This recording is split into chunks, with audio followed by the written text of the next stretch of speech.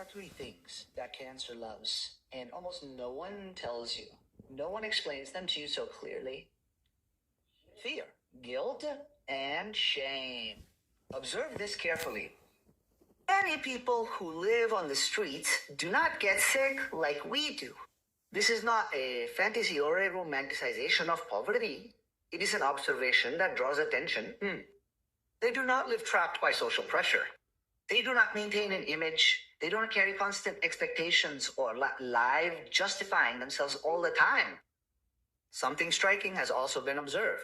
In psychiatric hospitals, the incidence of certain serious illnesses is surprisingly low. Why? Because in many cases, fear of the future, guilt about the past, or shame for not meeting society's expectations do not predominate yet. The mind is not subjected to constant punishment or permanent self-demand. Now look at this. Honestly, when a person receives a serious diagnosis, the first thing that appears is fear. Fear of dying, fear of suffering, fear of the future. The mind rushes forward. It imagines scenarios. It is filled with guilt and shame. At this stage, the body receives a very strong emotional shock. But when that person eventually stops anticipating, stops fighting with what could happen, and stops living in that constant fear, something changes. When the mind stops punishing the body every day, the body stops receiving that continuous load. So the real question is not only what illness do I have, but what is making me sick and ni pinupapayong. And what makes me sick is not the isolated emotion, but the internal incoherence. Thinking one thing, feeling another, and doing something else for years setback. A simple example. Someone tells you we have to talk and you don't want to, but you don't say no, you keep it quiet. That conflict keeps going around in the mind. If it lasts several minutes and is repeated day after day, it becomes an obsessive thought.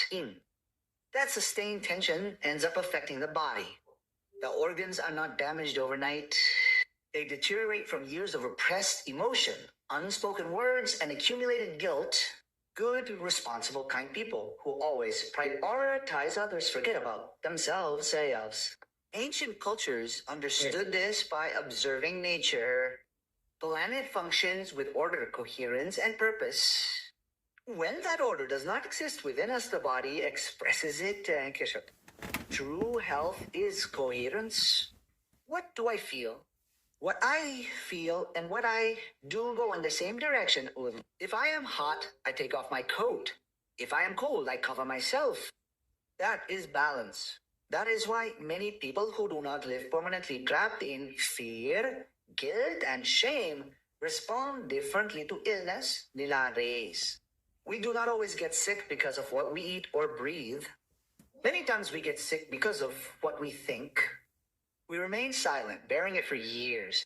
When the mind is organized, the body stops defending itself. Which of these three do you feel weighs the most on your life? Fear, guilt, or shame? And don't forget, God is the one who heals.